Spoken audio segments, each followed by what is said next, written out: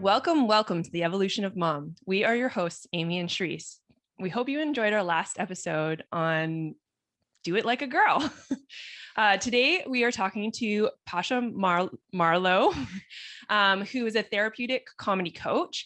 And she's written a book called My Next Husband Will Be a Lesbian. She is all about play, all about pleasure, and we're super, super excited to have her here today talking to us, teaching us how to play.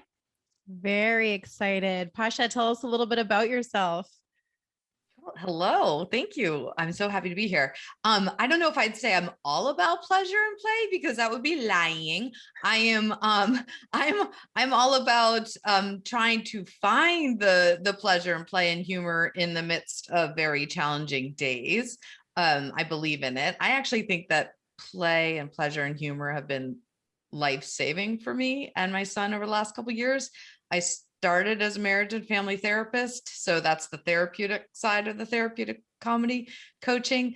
And then I went into the world of holistic wellness and personal training and embodiment.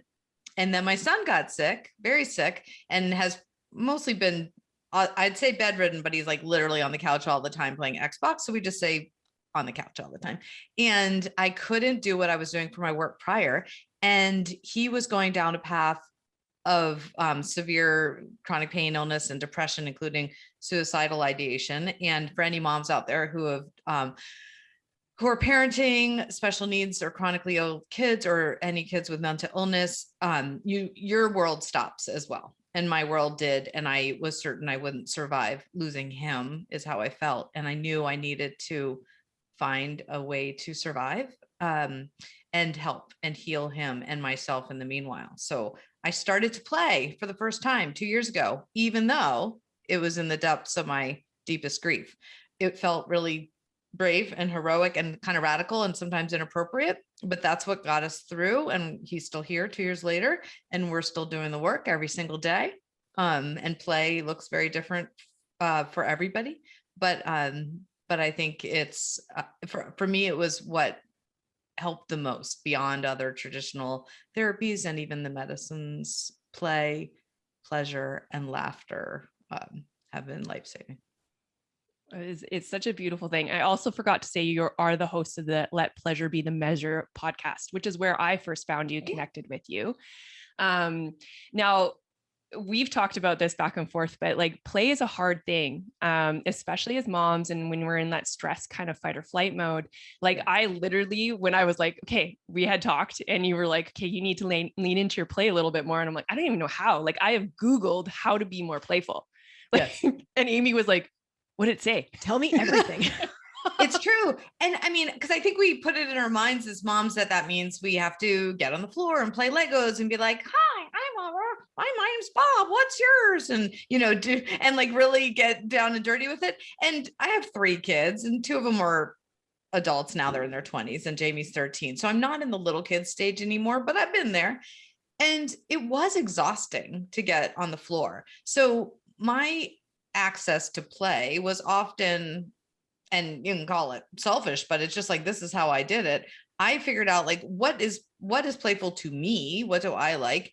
And then honoring, of course, what's playful and pleasurable for the kid, and then see if you can combine them. For example, my son likes Legos. I don't love those dang things. I think they're awful. And I love what they do for the kids, but they're very frustrating for me with eyes that don't see well and fingers that don't pull well anymore. But I do like making Lego movies with them, because then I could do kind of my technology little fix. And so we make movies out of Lego. So I kind of feel like it's a little bit tricky or playing a trick, but I mean, then I can also use those skills for my business and like the things that we're learning through iMovie and whatnot. So it evolves as the kids evolve, but I would say figuring out what your children like, honoring it, and then figuring out what you like and seeing if you can find a middle ground, something that would both light you both up and be legitimately fun for you. Because you can say, I'll go out and play Frisbee. And if you hate Frisbee, you're not going to have any fun. Yeah. My son likes putt, mini putt. I hate mini putt. Do you know what do you have that in Canada? Yeah. It's awful. It's awful, but he loves it. And so we go and we don't keep score. Like, this is my rule. I will go, but I'm not going to hold that little thing and the little pencil. I'm not doing that, but I'll go. We can play putt-putt and it's going to be fast. And then we're going to get ice cream. So, but he gets to play putt-putt, and then we get to do it with a little bit of, no rules, like mommy wants to do. So I love that compromise. so much. Thank you too for sharing your story with us. That was beautiful. I love how you're approaching this, because as women, as mothers, we typically tend to serve others' needs, not from a space of ourselves. Yes. Right. And then it's almost coming from this empty, inauthentic space. So when we're playing that way, it doesn't feel authentic to us. So it doesn't bring us joy. No. And it doesn't, have that passion behind it, because we're not really playing ourselves. And so I think that's really beautiful that you're encouraging women to find that. And I know that is something we talk about a lot, is finding what brings you joy as an individual, without the mom hat, without the spousal hat. So now what brings you play? What brings that out in you? And I think it's really important to find that path of self-discovery.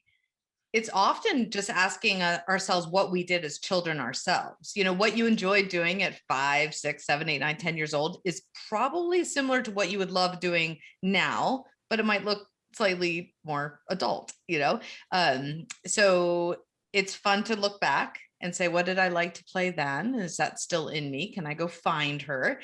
But then it's also fun to ask, what do I really want? Just in the broader sense of pleasure, what is it that I really want? And I always encourage moms, if at all possible, like ideally it's getting away for a solo weekend, which sounds maybe unrealistic. So maybe a solo day or a solo hour, or a solo longer time pooping, like whatever it needs to be, like sit down with yourself and figure out, like, what do I really want? What would I wear and eat and do if I didn't have all these people to take care of? What would I actually do with my day? And that's very telling. That's how we tap into pleasure, by asking ourselves that. And sometimes it's scary, because sometimes if we say, what do I really want?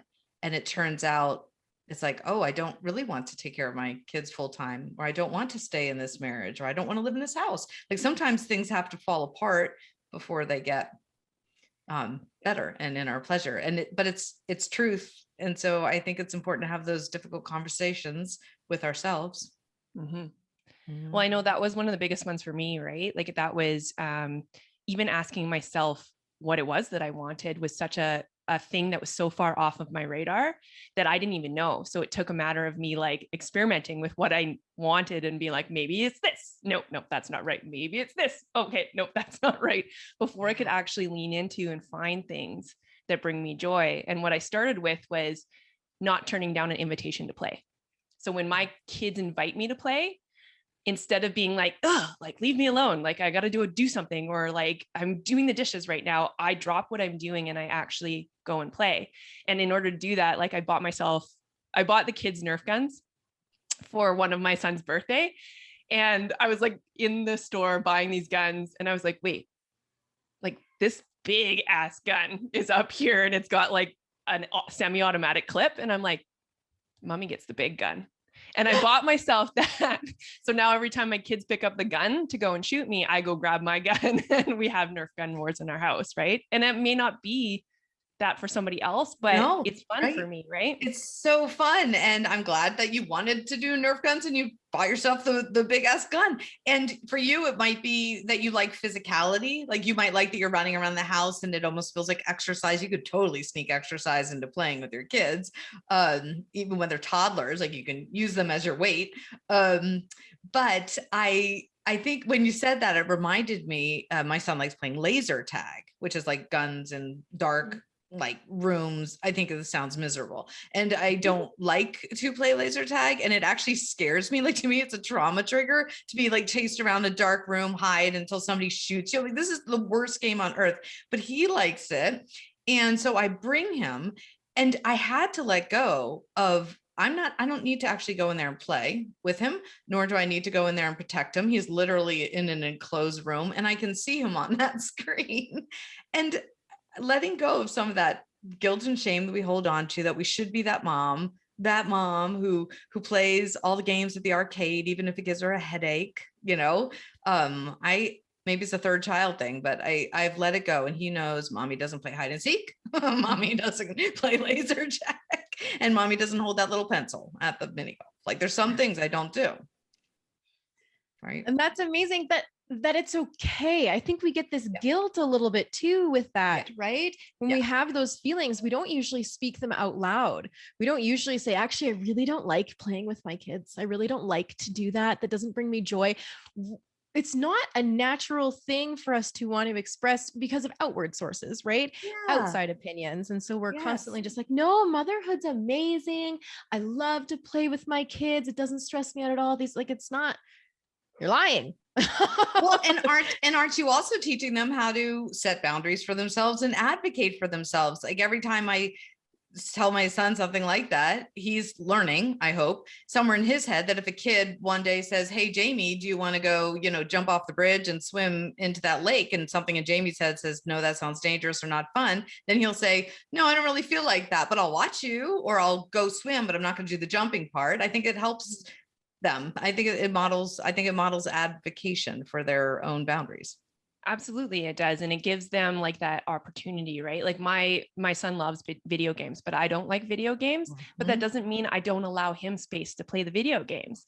And I know that him offering me to play the video game is actually him trying to find something to bond with me.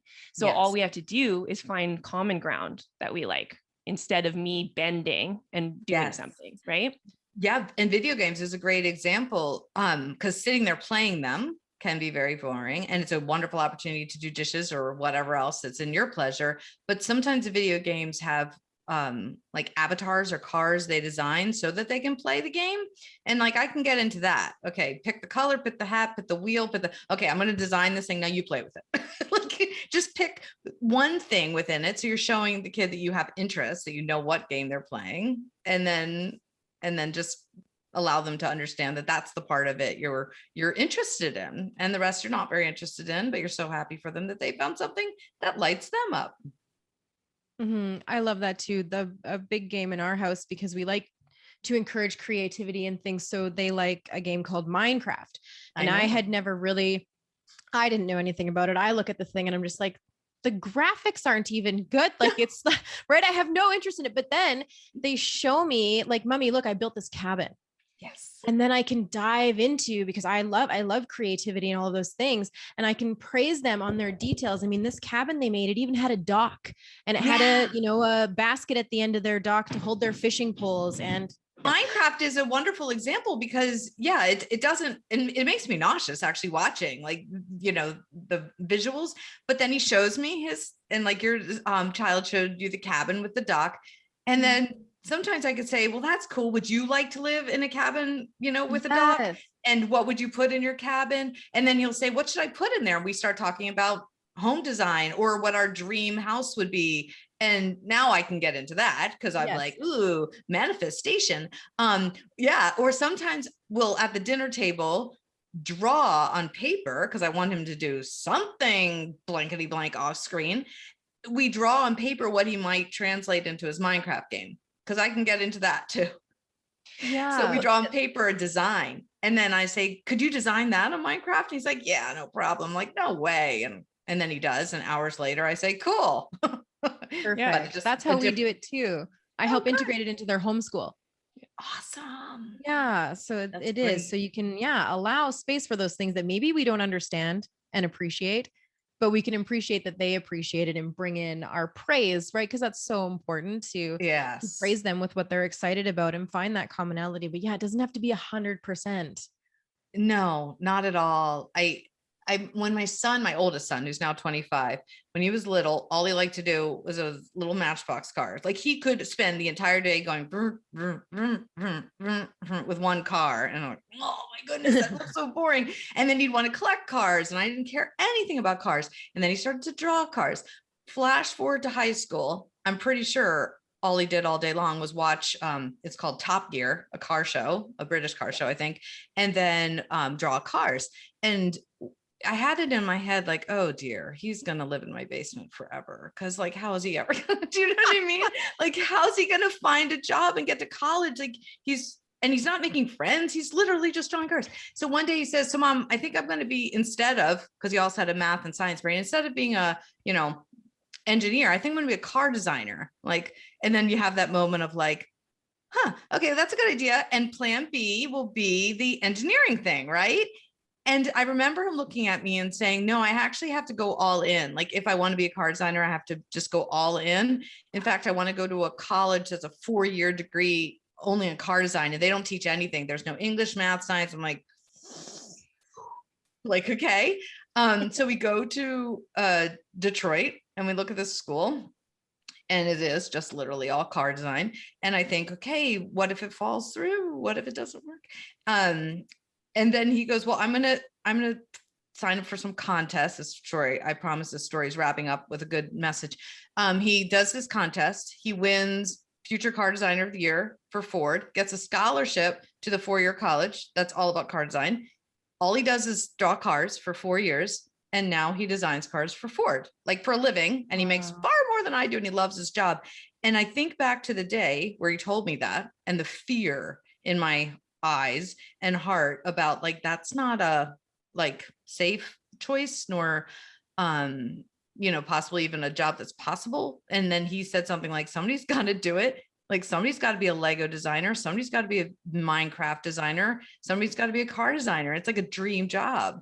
And I am so glad that I did not say out loud what I was thinking, which is, okay, that's all great dreaming, but let's get you a real career so we can, make sure that you fly and can leave the nest and make your own money, which he totally went to do. But I think that's based in play and pleasure. Like, he listened to his intuition about play and pleasure, and then I trusted his intuition.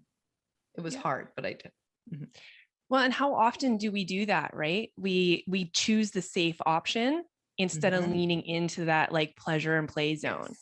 And that's where I've been really leaning heavily into lately, is like going away from what we know and what is the safe option, and like this way, like that manuscript that's basically leaned out. And I'm like, like, what if I could enjoy everything that I do without the suffer and the grind?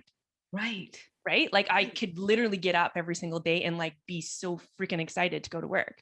Yeah. And just extremely. And so I've been like, that's why I have been leaning so much into my pleasure and my play, and like pleasure and play practice every single day is like, those are on my top 2 lists. Is like, what's my pleasure practice and what's my play practice for the day? That's awesome. So good to set that intention.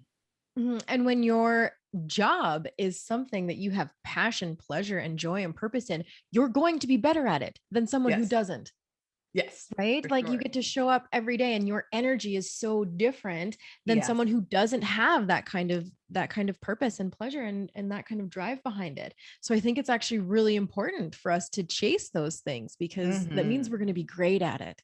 So kudos to you for not squashing that. Yeah. Thank you. Good job, Mama. I didn't follow that path on my own until I was 50. Because I was following the rules. I was like, well, my kids, they're so brave. They're so good. I'm going to let them do all their big dreams and have all the fun, and I'm going to support it all. And then I was realizing that I still wasn't having fun at 50, that I liked my work and felt passionately about it, but I wasn't actually like lit up by it anymore. And then when I was thinking about comedy in the midst of parenting my sick kid, I thought, well, that would be really fun and challenging to, think about comedy every single day. That's not possible to actually make a living doing that, though. And the limiting beliefs started creeping in. And then one day I just thought, what would a therapeutic comedy coach look like? Why can't I live in integrity and work with the reality of the fact that there is pain and challenge and trauma, and tap into that therapeutic mama bear nurturing side and the pleasure and fun and comedy side. So I just made up a career, therapeutic comedy coach. I'm just going to call it that. And now a year and a half later, it's a thing and it's still working. And I have clients and programs around it. And I can't believe it took me 50 years to brave up and do that. But I think it's good for people to hear that it's possible, that it's never too late, and that it takes getting very honest with yourself about what would actually bring you pleasure and get you out of bed, and get you through the really hard days. Yeah.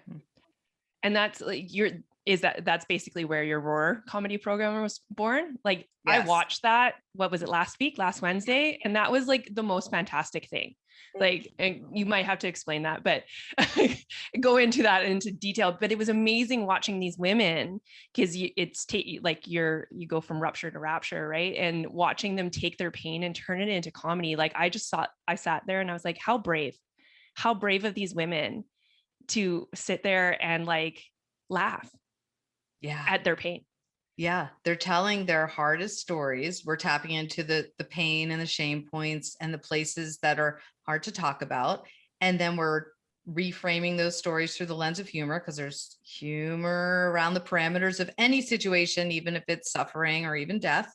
And then they retell that story on the comedy stage, which is virtual at this point. And they get 3 minutes, which doesn't sound like a lot, but it's enough to tell their story and feel they're heard, they're seen, they're known, their truths were revealed. It's liberating. They feel euphoric after, like, what? I just did a comedy show. I'm a comedian now. Okay, now what? Okay, I mean, if I can be a stand-up comedian, what else can I do? And then they go on to write books and do TED Talks and discover their own programs, or leave marriages that don't serve them anymore, or ask for raises, on and on. Because we work on that. We work on play and pleasure, and also asking for help, receiving help, getting really clear with our boundaries. We have a whole week called, I don't know if I could say this on your thing. It's about pleasure, and we call it Pussy Pun Week. Can I say that? Awesome. Okay. You're good. So we'll just mark it down as like, we're all about the pussy right now. So. Yeah. Oh, okay. Because I think I told you to read Pussy: A Reclamation, right? So am I allowed to say that? Blew my mind. Friggin' changed her life. Oh, good. Well, it changed my life too. And I remember telling you about it, and you're like, okay. But yeah, it does. It changes your life, because it's basically teaching you beyond sex and sexuality and sensuality. Like, how can you have an affair with yourself because you actually love yourself and want to do good? Like, I have really good toilet paper in my guest bathroom, but I never use it. And the other day, on a literally shitty day, I was like, I'm going to use the good toilet paper. And like, that was the extent of my pleasure that day. But to your point in the beginning of the conversation, it ripples into other things. So I use the good toilet paper. I deserve the good toilet paper. I love myself as much as I love the guests who I love coming in my house. Okay, what else can I do for myself? I never use those candles or that good blanket. I'm like saving them for something. I don't know what. What if I actually, in my pleasure, allowed myself to like romance myself, for lack of better words, that day, and just treat myself better and well, and having that affair with myself and tapping into pleasure, tapping into my pussy, is what that book's all about. And so we go into that because that pleasure week really sets, and some women do their routines around pleasure, or they do a conversation or a skit in the voice of their vulva, pussy, whatever, or they'll sing a song about their pussy, or they'll do a rap. Like, it's hilarious and so true, because they talk about body shame and menopause and sex and dryness and loose labia and on and on and on. And then they release it, and women in the audience are like, yes, I have loose labia too. Oh my God, I didn't know that was a thing.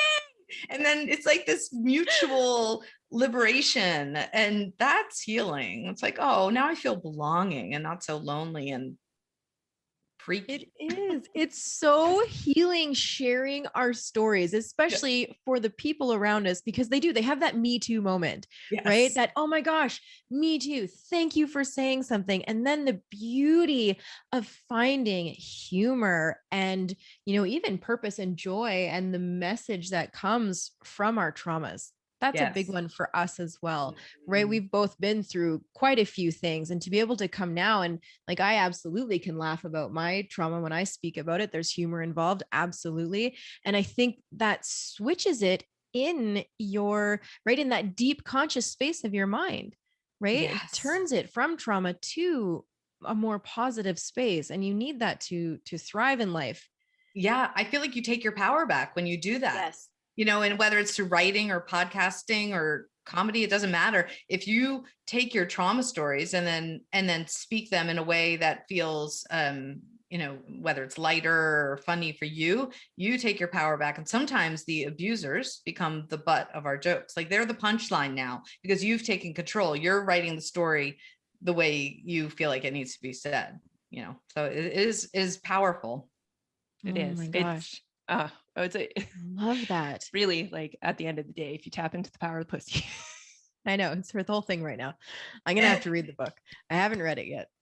I don't know. I think there's just something about taking that word back, right? Because that word is generally derogatory and it's meant to be weak. For one, we know that the pussy is not weak, like, at all. I mean, every living being, every living human has to come out of one at some point, right? Yes. Like, so yeah, why is it like shamed and shit on all the time, right? So, and I know like that, it's just in stepping into those things, right? Like, I had never bought lingerie for myself, right? And then all of a sudden I was watching these women like dance around all sexy, and I was like, I felt inspired by them. And because like my initial judgment was like, ooh, look at those women, they're like trying super hard. And then I was like, wait, like, they're owning their sexuality and who they are. And so I went home and I was so inspired by that. I put on this lacy nightie that I hadn't used because I didn't have anybody to use it for. Yes. And I'm like, oh, it just like, it changed me because I did it for me. Right. And I took that power back. And I remember that post and that photo so well, because even though I teach this stuff, I'm like, yeah, like, that's empowering. I see it as completely empowering and freeing for you, but why do I shame myself when I do it for myself? So yeah, I love that you did that. And it was a hot photo and it looked beautiful. And so, yeah, you should do that more often for yourself or others. But yeah, I think it's really, once we do that, once we open ourselves up to, call it pussy power or our inner knowing or our womb space or sensuality, you can name anything you want with it, but it's like that inner truth. Once that's released, it's actually hard to go backwards because, well, I can't do small talk anymore, but I'm not really great at parties right now because I just am like the one who, I don't care like about life's, whatever. No, the normal things people talk about, the little things you could say in the grocery store. Like, I want to have the conversations that we have, like, off to the side, masks off, and like crying and laughing. Yes. You'll never be able to put her back in her box. It's like literally in the back of my head, like, don't mention the pussy book, don't mention pussy, don't mention pussy. And then all of a sudden, like, it's like, this comes out. And I'm like, at every party, every social event, like, whatever it is, I'm just like talking about the pussy. Like, I don't know why. We went and got our nails done one day and she was talking about this whole thing. I'm not going to bring it up. I've totally talked about it like all day already. I'm not going to bring it up. I think we were in there 10 minutes. But this woman, it was so natural. It's not that she's not bringing it up naturally. I think it's genuinely every woman needs to hear this. Yes. Right now, there's this powerful shift that's happening, and every woman needs to be on this boat right now. It is going to change their life, change the world, to just tap into that, more feminine energy compared to this masculine dominant energy. There's so many different, beautiful, wonderful reasons why this needs to be a thing. And yeah, it's time. I agree. And I think it goes far beyond. I know, because I do the pleasure podcast, Let Pleasure Be the Measure. A lot of people come on as guests and they do talk about sex and orgasms and sexuality, but the listeners are not only talking about that and listening for that, because we talk about, you don't need to have a partner, nor sex, nor orgasms to experience pleasure or pussy power. Like, you tapping into your pussy might be using the good toilet paper. Tapping into your pussy might be screaming when you want to scream, or dancing when you feel like dancing. It's just about your truth and your knowing and honoring it. And it changes every day. There's some days I do want to cry on the bathroom floor and eat Doritos.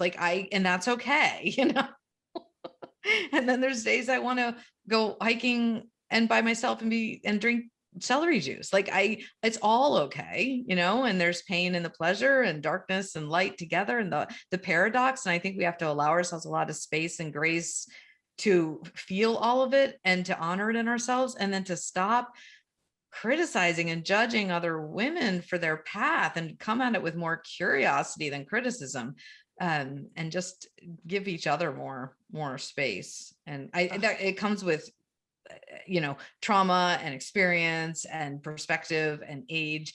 And then like gratefully we can look back and say, oh, wish I'd known this before. Yeah.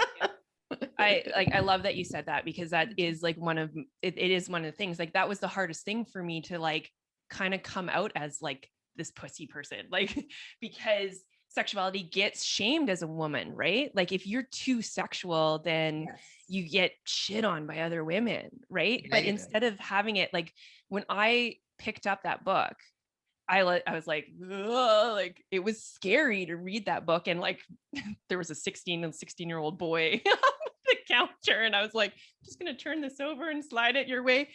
But I never would have picked up that book. And my instant reaction was like, oh, I don't know if I can do this. And like, even the first chapter, I was still like, I don't know if I can do this, but I was like, I honored that. I knew that there was a reason why I picked it up, and I knew that I was ready for it. And as I got through it, it just kind of like opened me up. And now I'm like, dude, I can't go back in the box. You cannot go back. To take up space. Yeah.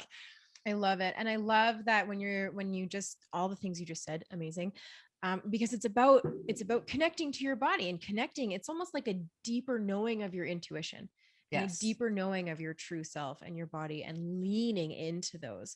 And that's what I think I love about it too, because it's so much more. I think people would look at it and take it as just sexuality, but it's so much more than that. Right. Yes. And I think that's where I'm able to lean in from like enough uncomfortable that I know I'm going to grow, but comfortable enough to know that like when I'm embracing this femininity and this feminine energy, it doesn't mean I'm all of a sudden this like crazy outwardly sexual being who has to wear, nothing but pink and be super girly and like all of those things. Are you talking about me? I am. Are you like the yin you and inspire yang me here? every day, friend. So like when I talk about you, it is in all the greatness. But you know what I mean? There's so much space for different, right? It doesn't have to be. I think we shy from it so much because it is stigmatized as that.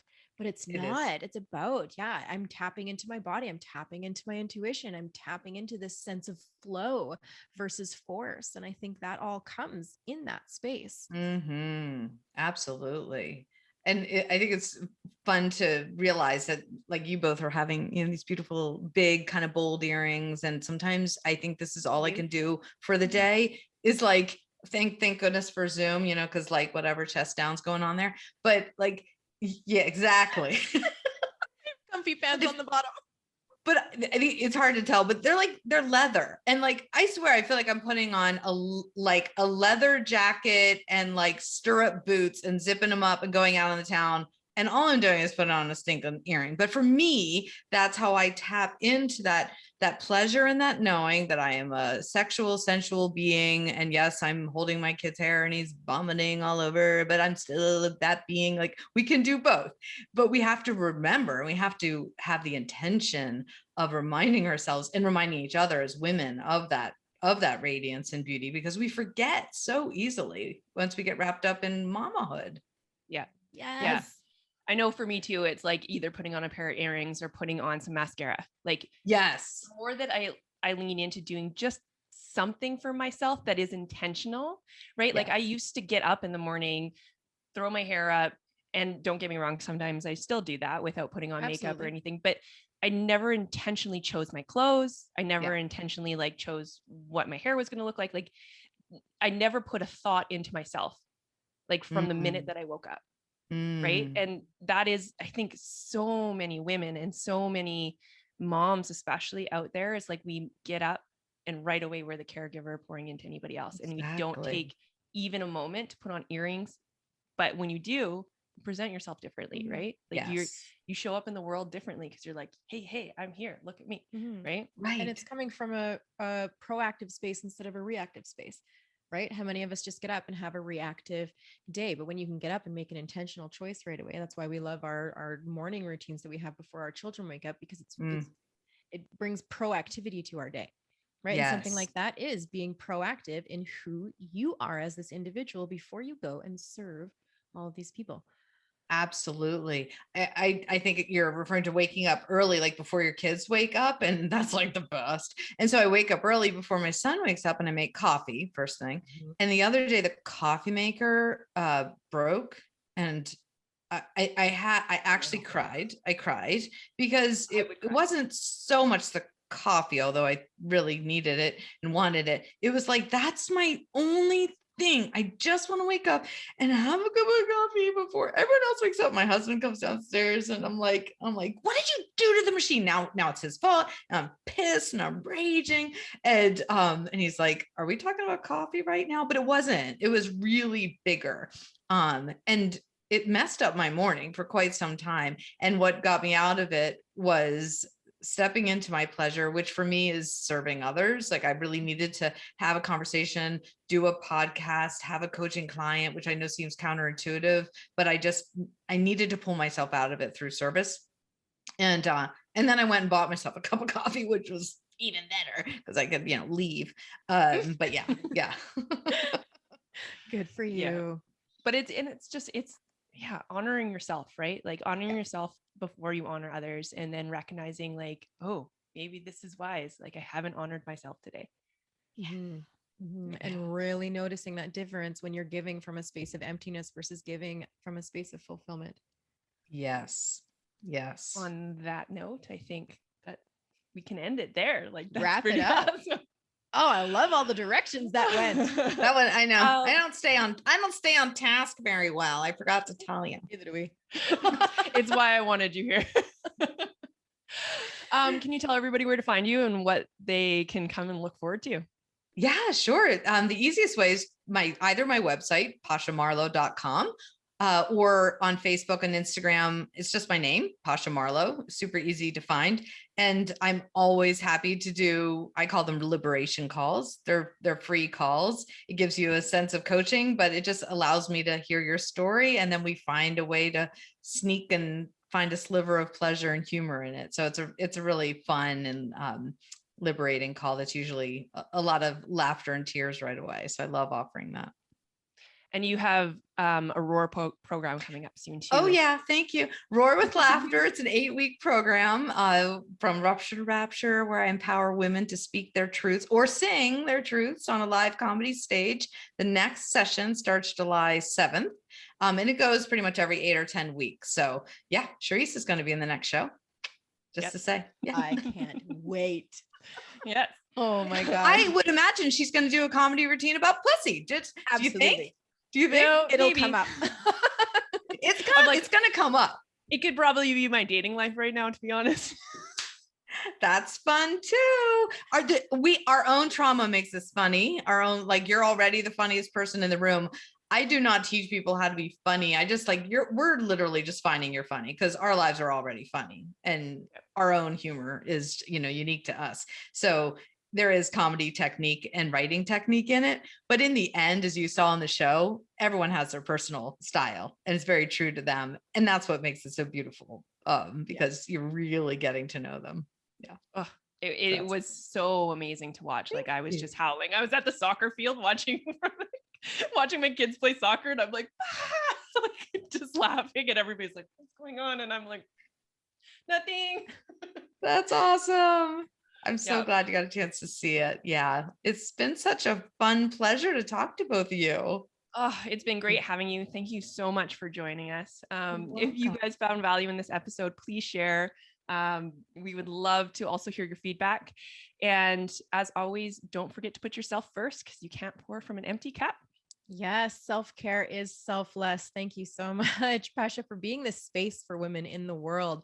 Thank you for being here with us. And as always, thank you to the Next Level University for being our podcast coach, editors, and guidance. We love you guys. Thank you so much. We'll see you guys next time. Bye.